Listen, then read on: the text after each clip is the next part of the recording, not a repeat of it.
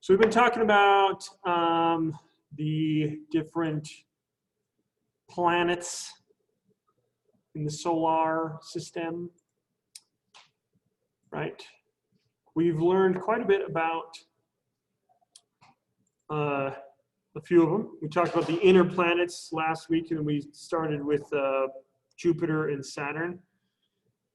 What do we remember about Jupiter and Saturn? Wilkes?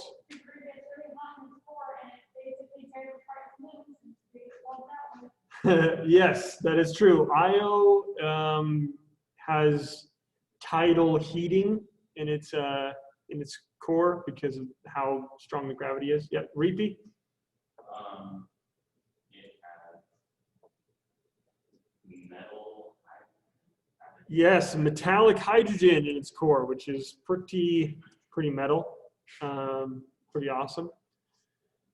What else do we remember about Jupiter and Saturn or Saturn? Creepy.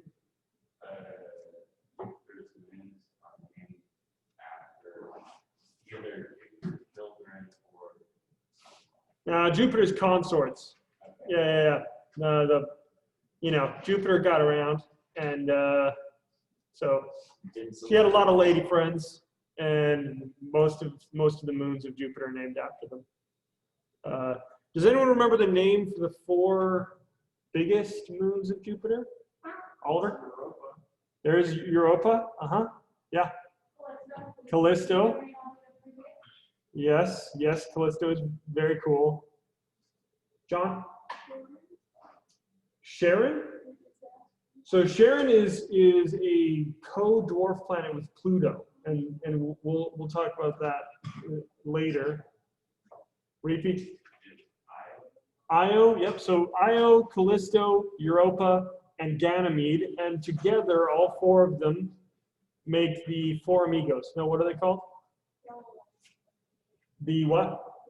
The Galilean moons. Yes, the Galilean moons. So we talked about all this stuff. Blah, blah, blah, blah, blah. The aurora. Gotta love the aurora on Jupiter.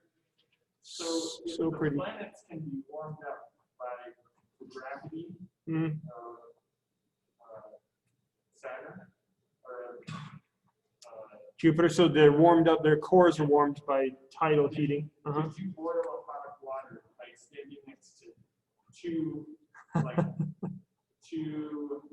neutron stars orbiting each other really fast, like without their heat, can you just boil it with the fluctuations of gravity?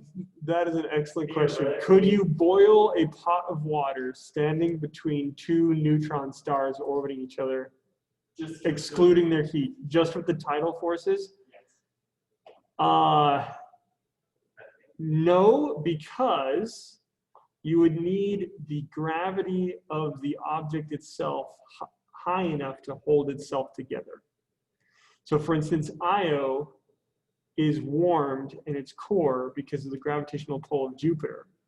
But Io itself is held together by its own gravitational pull. Well, what if you put it in a water balloon? It's really I don't know, Oliver. We'd have to do some really interesting math to figure that out. You can work on it. Yeah, of course you do, Oliver. Okay. Oliver is the one that's like, calculus now. Let's all do calculus in astronomy. Yeah, you and your calculus book. Okay. So, yeah, Europa. Remember that Europa is important and special because of its water, right? It's liquid water under its surface of ice. Okay, and we got to Saturn. And we stopped the conversation right around here, right? Next slide. The moon ring problem. We talked about that, and then we talked just briefly about Titan. We didn't get to Titan? Okay, then this is where we'll start for today. Titan's pretty cool. So what do you notice just from this image? Don't look at the thing on the. Don't look at the words yet. The text. But what do we notice about the image first? It's shiny. Oliver? It's like The atmosphere is different color. The atmosphere. So there is an atmosphere. You can definitely see this haze, kind of a bluish green haze, and then there's some orange in here. Anyone want to take a stab at what this is? This bright thing in the middle? Reapy? It is the reflection of the sun, yep, off of an ocean that Titan has. Okay? So Titan has oceans and seas, lakes and rivers. Has a similar atmosphere to Earth. It rains and snows, but this is not rain and snow that you and I are familiar with. This is rain and snow made out of methane. Yeah, Rapey. So if water snowflakes are six-sided, what are methane snowflakes? Ooh. All right, so water snowflakes are six-sided because of the way the molecules interact in between each other. Methane, oh gosh, you're gonna make me look up methane crystalline structure. Yes. Might be octagonal. Octagonal or all right, let me look. You get like Star of David snowflakes. Star of David. No, that would be hexagonal. No, Star of David is six-sided. Yes, it is. because it's got the two. No, there's I'm pretty sure it's six-sided. two triangles connected, so it's got one, two, Oh yeah, three, four, what's the five, one six. then? So methane looks like this. Methane looks like this. It's carbon with 4 hydrogens. My guess, so it's an ionic compound. My guess is that it would be octagonal, the crystalline structure. So you'd have 8-sided snowflakes.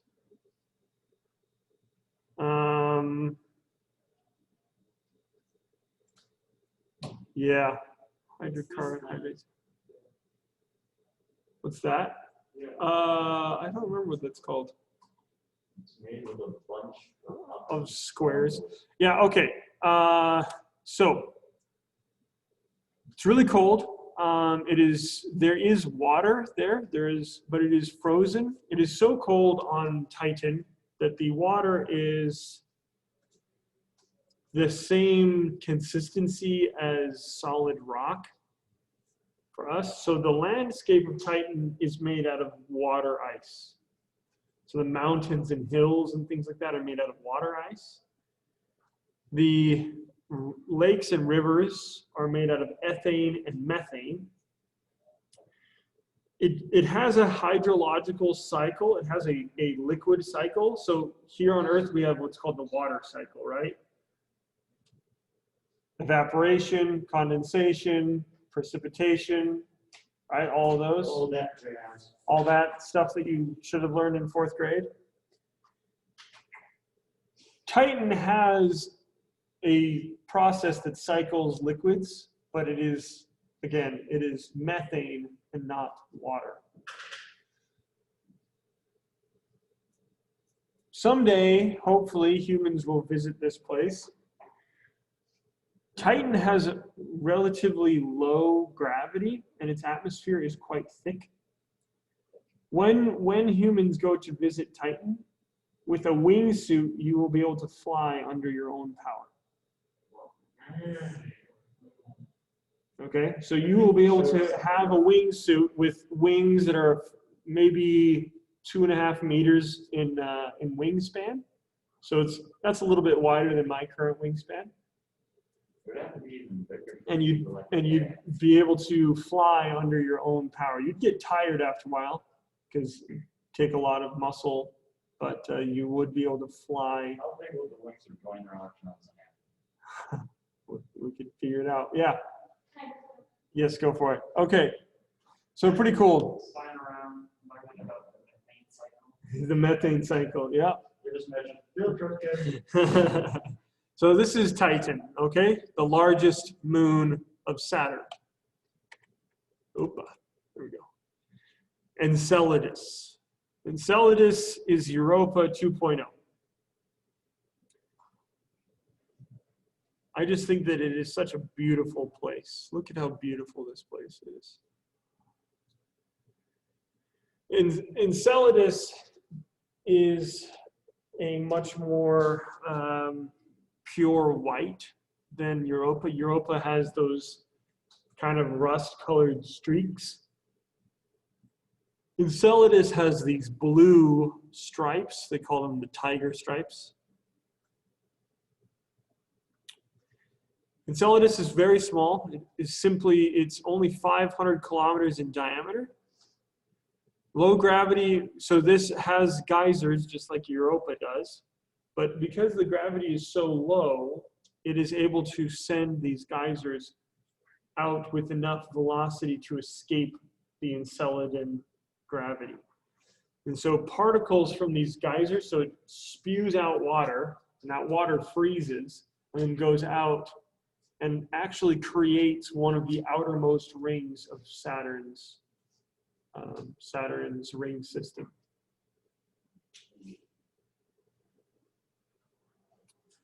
This would be one heck of a place to visit, my friends. This would be one heck of a place to visit because it is relatively close to Saturn. If you were to visit Enceladus, so I'm going to go back, don't worry, I'll return to that slide. This is Enceladus here. Okay, and right here you can see the ring that it creates with its geysers. Okay, this is Enceladus. In the background here is Titan. So if you were on Enceladus and you looked up, you would see Saturn dominating the sky. Just like, Saturn would be enormous in the sky. It would be something like 45 degrees of the sky. Okay?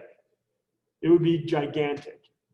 You would also see its rings. So Enceladus orbits more or less in the same plane as the rings with just a slight variation. So depending on what time of the orbit you were in and where you were on the surface of Enceladus, you would look up and you would see the rings in various stages. You would either see the rings top down, so you could see the rings stretching out in front of you, and then there would be Saturn. So you'd see the rings almost kind of like it would look like a road kind of going around Saturn.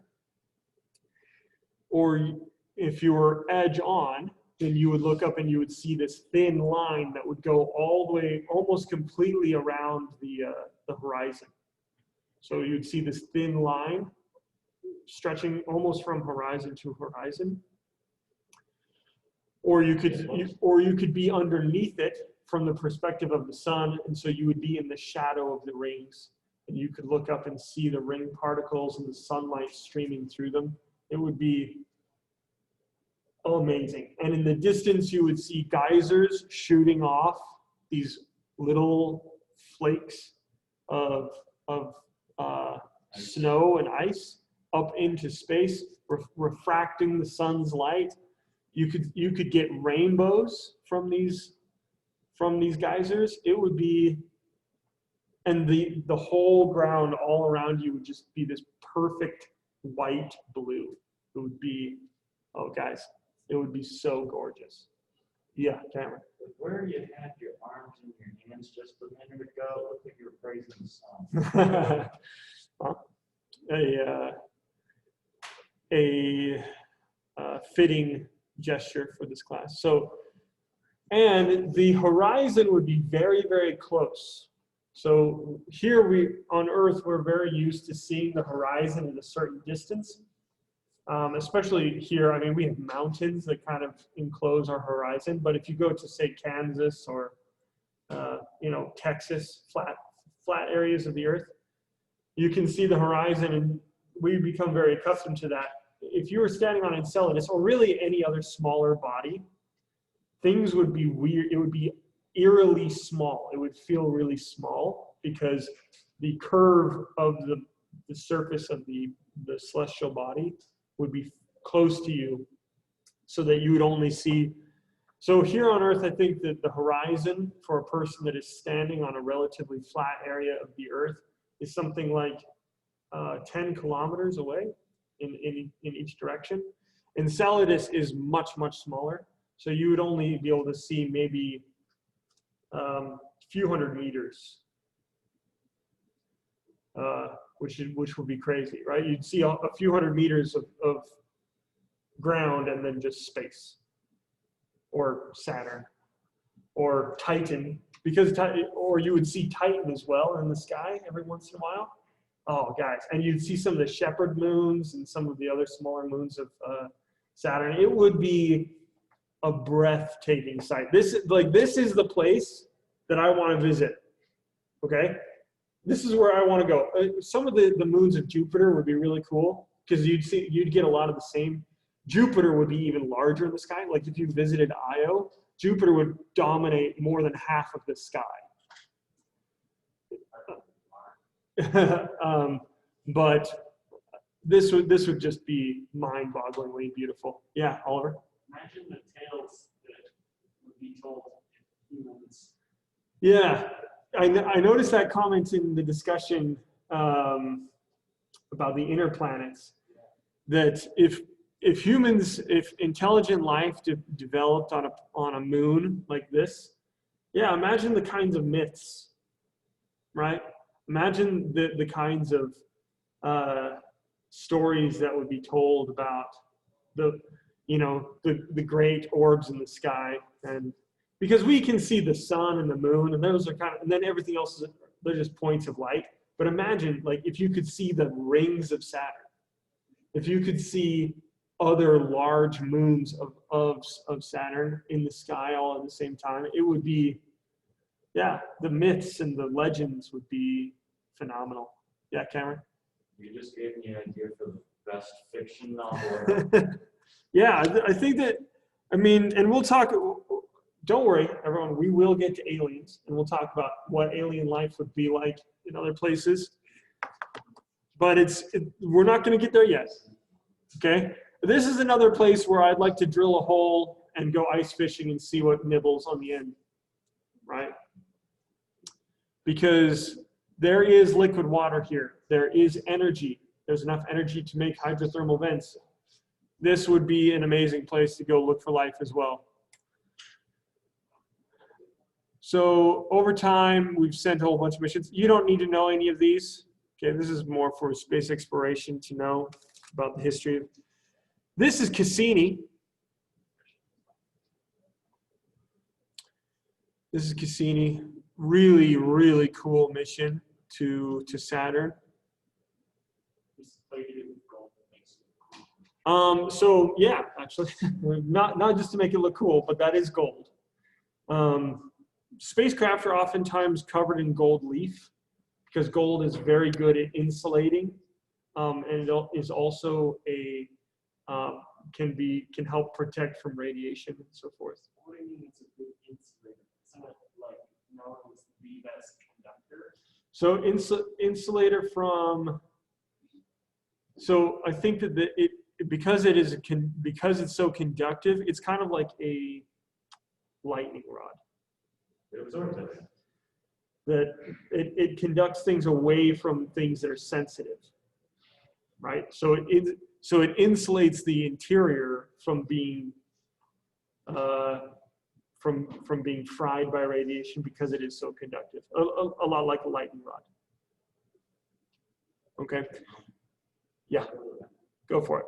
I'm gonna pull up this this video that I think is super cool about Cassini. Again, you don't need to know about Cassini, but this video is quite inspiring and kind of emotional for me, actually. So I think it was 2.5 or 3 years ago, the Cassini probe ended its mission by doing a pretty crazy maneuver, and we'll look at that here. I'm going to show this. I'm not going to have any sound for YouTube people. If you want to watch this with sound, you'll need to watch it on your own time.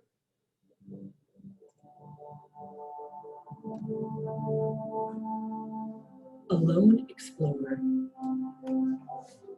on a mission to reveal the grandeur of Saturn, its rings and moons.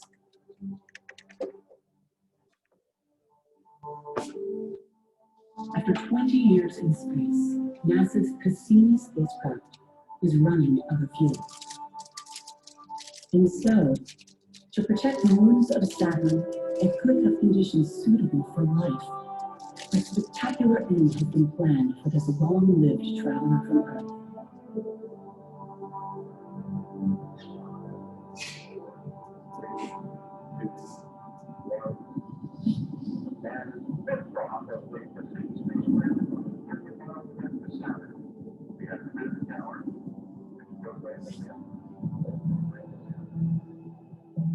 In 2004, following a 7-year journey through the solar system, Cassini arrived at Saturn.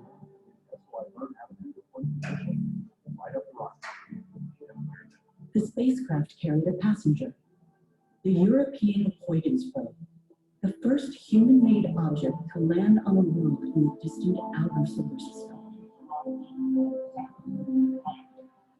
For over a decade, Cassini has shared the wonders of Saturn and its family of icy moons, taking us to astounding worlds where methane rivers run to a methane sea, where jets of ice and gas are blasting material into space from a liquid water ocean that might harbor the ingredients for life.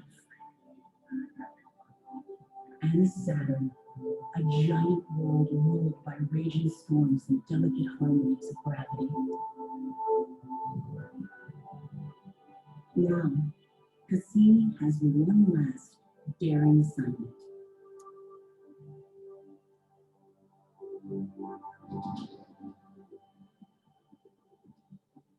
Cassini's grand finale is a brand new adventure.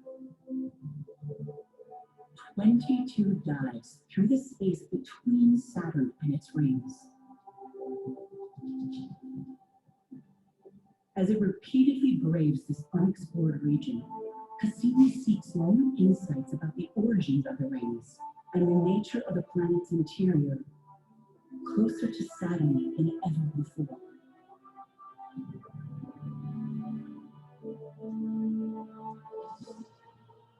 On the final orbit, Cassini will plunge into Saturn, fighting to keep its antenna pointed at Earth as it transmits its farewell.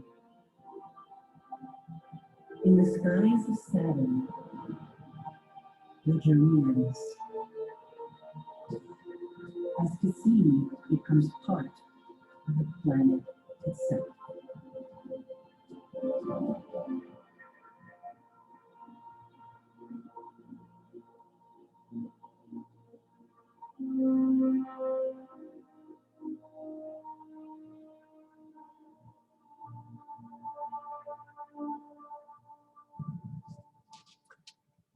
Pretty cool. Cassini was an amazing mission. Ended 3 years ago. Wait, did I get rid of that? I did. Wow, what a rookie move. Cassini was pretty cool. It did a dive through a few of the plumes from the Enceladin geysers and got a little taste of what was in the water there. And Cassini was never designed to detect life, but there was a mass spectrometer on the spacecraft. They were able to determine that there are organic molecules in the water. We couldn't determine whether or not those organic molecules were organized into cells or anything like that, but there was definitely carbon-based something in that water. So pretty cool stuff. Okay.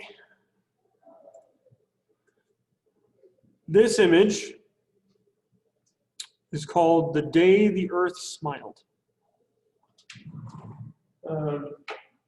This is Saturn. Obviously, you can see its rings. This is the planet, and then the top atmosphere is refracting the light from the sun. The sun is back here. This blue thing right here is the Earth, as it would appear from Saturn. And we've talked about this before, so I don't need to talk about it extensively, but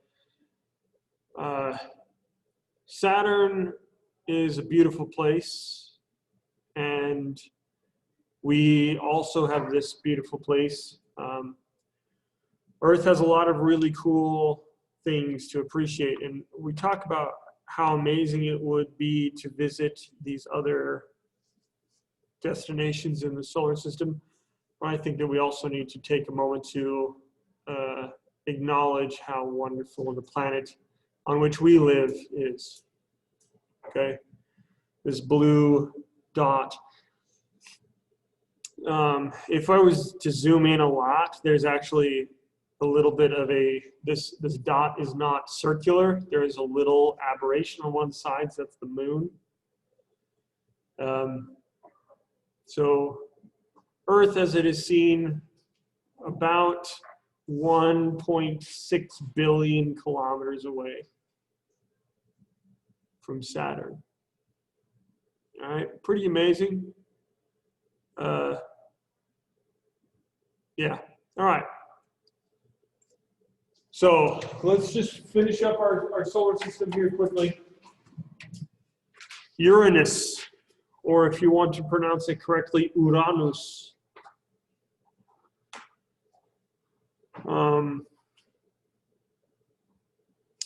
Does anyone know what the Greek and Roman? So Uranus is a little bit interesting. Uranus is not named after the Roman god, but a Greek god. So all of the other planets are named after Roman gods. Uranus is named after a Greek god. Does anyone know what Uranus is in Greek mythology? Yeah. Is it like Titan god back then? So I don't know if Uranus is a Titan or not. I'm not sure. It wasn't a Titan. It was like before the Titans. Yeah. So yeah. So it was before the Titans. Uranus. So Uranus and Gaia are like the parents of all the gods, I think. But Uranus was the god of the sky, which is quite fitting considering its color. So Uranus is, so we have now left the realm of the anciently known planets. So remember that there are 5 planets that can be seen with the unaided eye: Mercury, Venus, Mars, Jupiter, and Saturn. You can see those 5 with the unaided eye.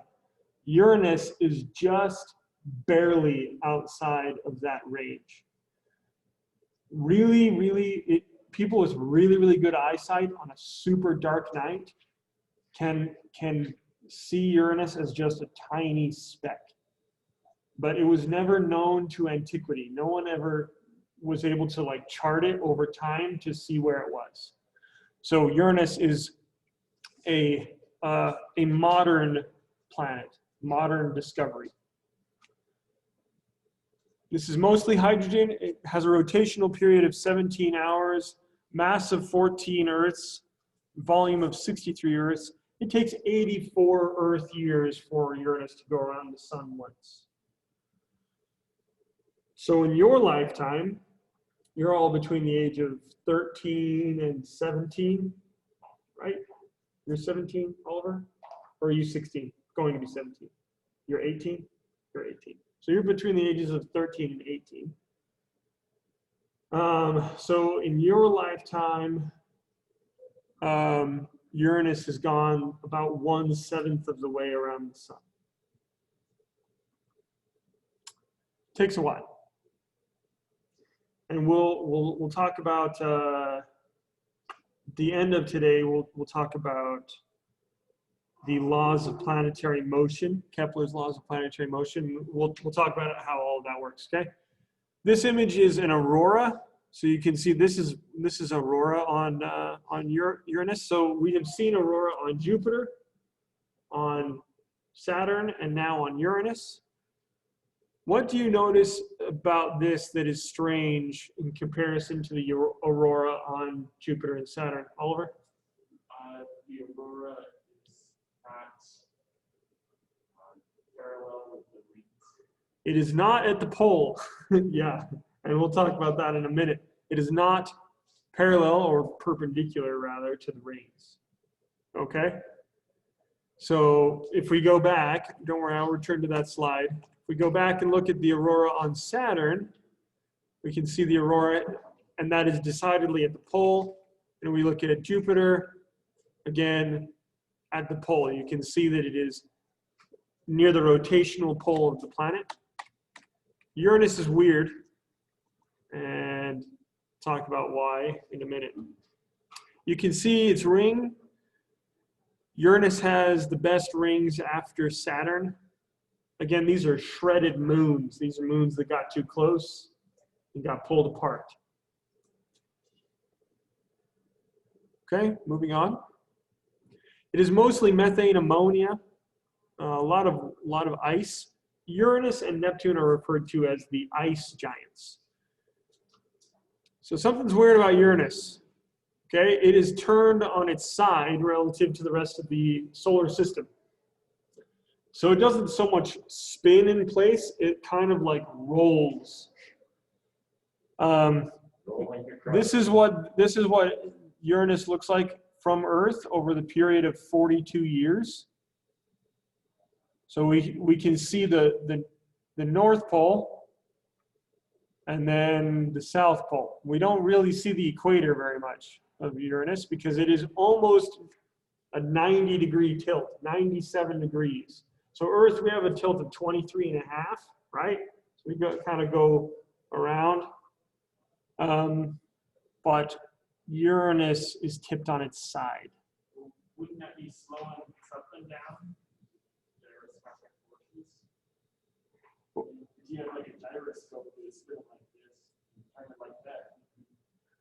So there are all sorts of forces in play on how things are rotating in the solar system. So for instance, the Earth is slowing down in its rotation because of the pull of the moon. Jupiter is speeding up in its rotation because it's collecting so much mass. That mass is coming in down to the center and speeding up its spin. Uranus, I do not know whether or not Uranus's spin is speeding up or slowing down. I'm sure that the interaction between its orbital velocity and its rotational velocity are very strange. But remember that its orbit is so slow, once every 84 years, that the interaction between that is not very strong. Okay, so the poles experience 42 years, Earth years, right? 42 Earth years of sunlight and 42 Earth years of darkness. So if you were to hang out here, you would experience a very similar experience. The equator has almost constant sunlight, or the equator is where like you actually get day and night cycles. So if we were to live there, we would want to live in the equator. Again, there's not really anywhere to live, quote unquote, on Uranus because there is no surface, at least not in the way that we consider a surface. Yeah, but the ice is so dispersed that it floats. It's, yeah, there you go. It's more like a snow giant, yeah. Okay. Yeah, so we have only had good telescopes for like 50 years. So we can't really, we've never really seen the other side of Uranus. So it's a little bit difficult to understand, okay? Its spin is not the only thing. This is super weird, okay? The magnetic field is not aligned with its rotational axis at all. So here on Earth, we have the North Pole, and that's the point through which the Earth rotates, right? So if you're on the North Pole, and the Earth spins around, really the Earth is spinning around you, right? So we have the rotational pole, and then we have the magnetic pole. The magnetic pole of Earth, the magnetic North Pole, is in Greenland, okay? So it's a few degrees off. It's not perfectly aligned. Uranus is a mess, okay? Doesn't even pass through the center of the planet. Uranus is a complete and total mess. So here's the rotational pole right here. So this is how it spins, 97 degrees relative to the plane of the solar system. And then its magnetic pole is another 59 degrees off of that. And it doesn't even go through the center of the planet. It's 1/3 of the planet's radius off from the center. It's a complete and total dumpster fire, okay? We don't know why this is the case.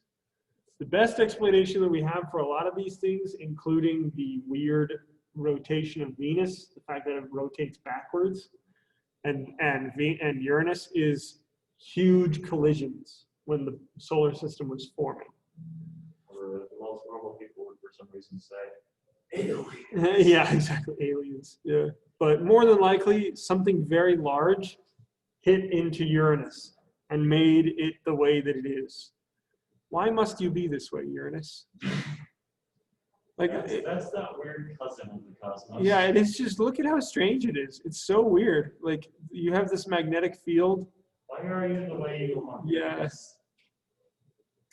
Not only does it have the worst name.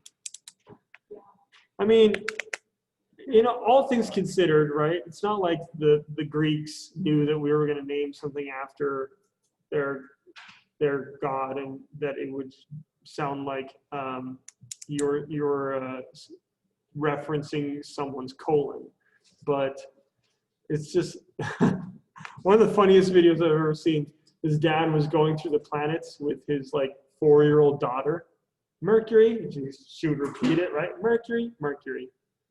Venus, Venus, right? Earth, Mars. And then they go Saturn, and she says Saturn. And then he goes Uranus, and she goes, my anus. And he said, no, Uranus. No, my anus. And it was really funny. What, Junior? Go for it, buddy. Okay, Uranus. Or again, if you want to pronounce it correctly, it's Uranus. All right, Uranus. All right. We don't know all that much. 27 moons. They are named after Shakespearean characters. So there is Miranda, and there is, let's see here. Is there a Karen? There's Sharon, or some people pronounce it Karen. Miranda, Ariel, Umbriel, Titania, Oberon. Oberon. Why are they heckin' naming it after them King of the Fairies? Well, Shakespeare characters. Very thin rings. Look at how it looks so smooth. It looks like pillowy soft. Right? Don't you just want to go and touch it? That looks too smooth. Yeah, it is. It is. Video game rendering. It really does. It looks disturbingly smooth. Like, where's the detail? we have very few close-ups, okay? Let's go I there. think that this is one of only something like 20 or 30 close-up images we have of Uranus. That's because there's only been one spacecraft that flew by it. Didn't even go and stay, it just flew by. Yeah. Okay. In comparison to the other planets, we don't know all that much about it other than its weirdness. But pretty cool. The 5 major moons, yeah, Miranda, Ariel, Umbriel, Titania, and Oberon. Do we have any missions that will go? There are currently no planned missions to the ice giants. Well, let's fix that. There have been a couple of proposed missions to the ice giants, but the problem is that it's hard to convince yourself to invest in something that won't arrive at its destination for 15 years, and you have to build it first, right? It's like, we're gonna send this thing and it'll get there eventually, and hopefully I'm not dead by that time, right? It's kind of That's why we need young people to go up there. well, it's gonna be a while before any humans go to Uranus. Okay, and when I say a while, I mean a few hundred years. Okay, it'll be a while before humans go to Uranus, but we will get there eventually. Ramses, you seem skeptical. I'm just like, around like 100 years, I'll all be dead. Okay. Maybe. I would take a bet that you won't be dead in 100 years, but I would feel very confident actually about that. Why do you feel that confident? I would feel very confident that the majority of you will still be alive in the year 2120.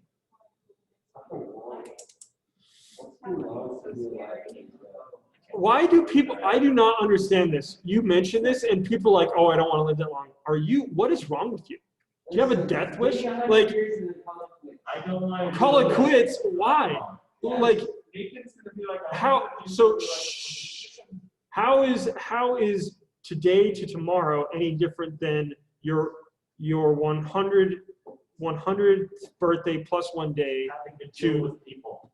oh gosh, you guys are so pessimistic. The first person to live to be 200 has already been born.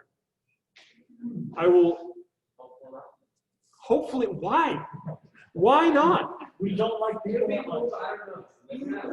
I do not understand this whole obsession that people have with death. It's just Why would it be horrible? If your quality of life at 100 years old is the same as the people that are 50 years old now, Yeah, but like, we can do all the things. dude, wait, what? be done with it. Plus, that means I have to retire. No, you don't. Okay, all right. No, Nathan, by then, okay, who's ready for rant time? By then, we will be living in a post-scarcity economy. Everyone will have enough to live just because they're human. You won't have to work for a living. You will work on what you want to do because that's what you want to do. Give me a little farm. Yeah, sure, give me a little farm, but like all of the jobs that we do to keep society up and going will all be done by autonomous machines. And by that time, probably most of you will be machine. And that's okay.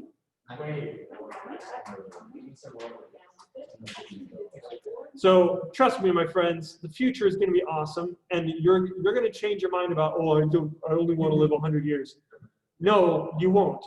You're going to want to be here. And here's my thing. My whole thing about living is making a positive difference in the world, and I cannot do that if I'm dead. Here's my Okay? So if I'm dead, I can't make a positive impact on the world. If I'm alive, I can make a positive impact on the world. I think I would rather be alive.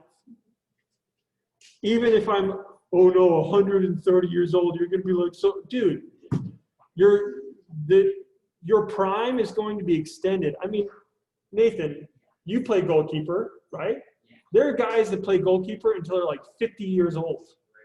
Okay, look at Gianluigi Buffon. That guy is like 49 years old and he's still one of the best goalkeepers in the world. Okay, like top level athlete. If you are able to live a life at 100 years old that is similar to what he's experiencing at 49, I guarantee you that you're going to want to be around after you're 100.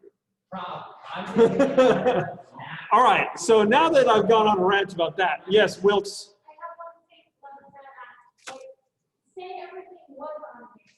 Like, what would keep the rich from getting richer and the poor from being poorer?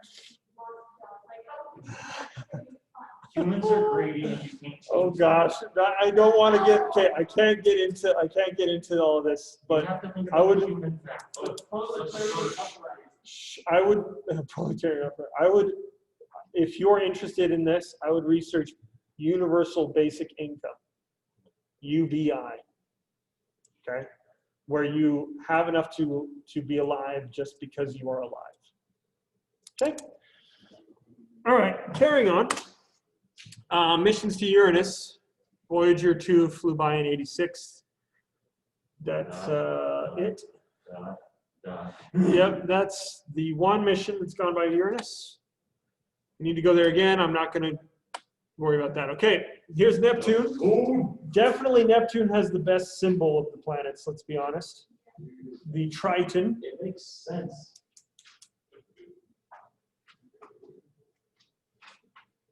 It is the farthest known planet in our solar system. 17 Earth masses, 57 Earth volumes. It is real cold. Okay, really cold. Negative 200 degrees Celsius. 70 kelvins. It takes 164 years to go around the sun once, and it rotates every 16 hours. Wait a minute. Wait, so. Can you say that again? It's right there. It's 164 Earth years to go around the sun once, and it rotates every 16 hours. By the way, is there a planet where it's like its year is shorter than its day? Yes, Mercury and Venus. That would be really weird to live on. Or Well, you don't want to live on Venus because you wouldn't live on Venus. You would die on Venus. Unless, well, again, on infers that you're on the surface. General area. Yeah. At Venus. Okay. So Neptune, again, this is an image from Voyager 2, one of the only flyby of Neptune. I'm going to move on here. It's windy. Really windy. Wind speeds are 2,200 kilometers an hour. It is cold.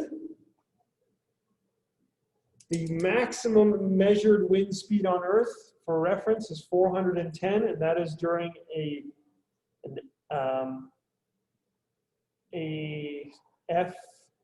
EF5 tornado at 410 kilometers an hour. So during the very strongest winds in the very strongest tornadoes on Earth, it is less than 1/5 of the speed of the winds on Neptune. So that place is scary. Well, how thick is the atmosphere? Really thick. The winds on Neptune would be enough to rip you apart. Okay.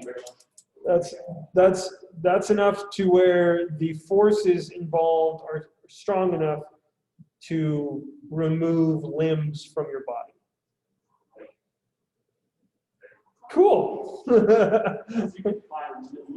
You would fly, yeah, or at least pieces of you would. You wouldn't even use it. Yeah. Yes. Okay.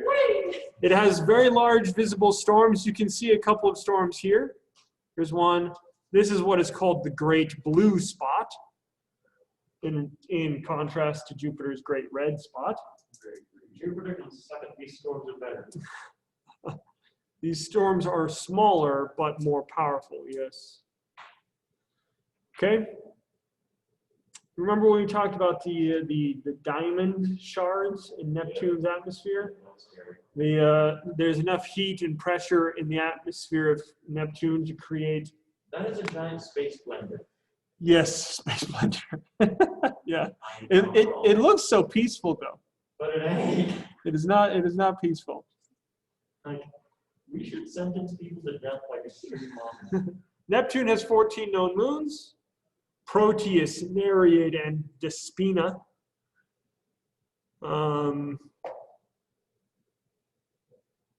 Neptune has one major moon, and that is Triton. We know that it is geologically active. It has a young surface, meaning that things are churning, and we know that the surface could possibly be primarily water ice. It is possible that it could have tidal heating, keeping an ocean warm underneath the surface. There doesn't appear to be any geysers, however. But that is Triton. That's really all we know about Triton. Well, we know more, but all that we need to know for this class.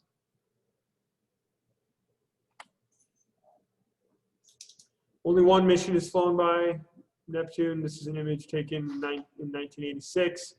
No planned missions. Okay, just gonna move on here. You don't need to know about the missions or anything. Here's a family portrait. So this is an image or a collection of images taken from the Voyager 2 spacecraft. No, this is actually Voyager 1. Voyager 2 flew by Neptune and Uranus.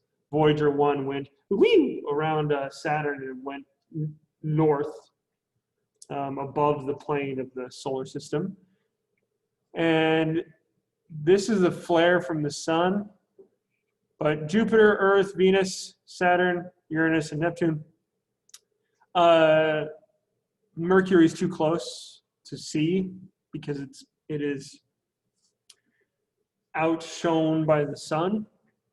But do you see do you understand what we're looking at here? It's kind of hard to tell, but this is a composite image, and all of these are solar radiation going out. And Earth and Venus are right here, Jupiter's here, and Saturn, Uranus is here, and Neptune's over here. This was taken in 1986 once again. You can see, for reference, you can see how these images are aligned. So the sun's here, Earth and Venus. The Voyager probes were sent out at a time called the, so this is when all of the planets in the outer solar system lined up in a way that we could send 2 probes that would fly by all of them. They called it the Grand Tour. So Voyager 2 went by Jupiter and Saturn, and then Uranus and Neptune, all because they were lined up. That configuration only happens every few hundred years. Okay, so we were actually really, really lucky that right when we got the technology to send things out into space, there was a planetary alignment that we could go and see all of them in one mission, which is pretty cool. Okay. So that is all there. Questions about any of this?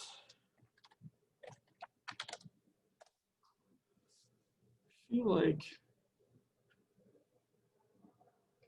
oh yeah, we'll get to this information. There's some information about how we discovered Neptune and Uranus later. When we talk about planet hunting. Okay, oh wait, should probably stop our. All right. This is gonna be the end of the video.